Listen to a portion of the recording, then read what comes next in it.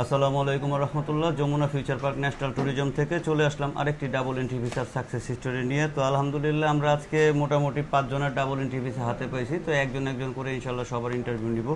তো এখন আমরা চলে যাচ্ছি রায়হান উদ্দিন সুমন ভাইয়ের কাছে।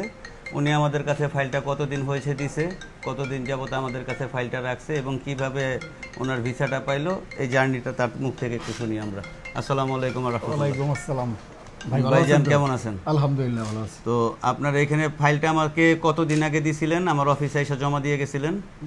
সম্ভবত 1 মাস হলো। 1 মাস হয়েছে। আর আপনার অ্যাপয়েন্টমেন্ট ডেটটা যেটা আছে, অ্যাপয়েন্টমেন্ট ডেটটা কয়দিন আগে পাইছেন? অ্যাপয়েন্টমেন্ট ডেট সম্ভবত 29/4/2026। 29/4/2026 আপনি জমা দিয়ে গেছেন এবং আজকে আলহামদুলিল্লাহ ডাবল এন্ট্রি ভিসা হাতে পেলেন। তো উনি যাবে হইতেছে রোমানিয়া এম্বাসি ফেস করতে।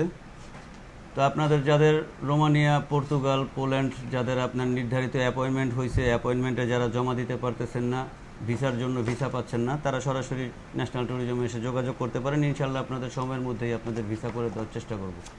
আসসালামু আলাইকুম রহমতুল্লাহ।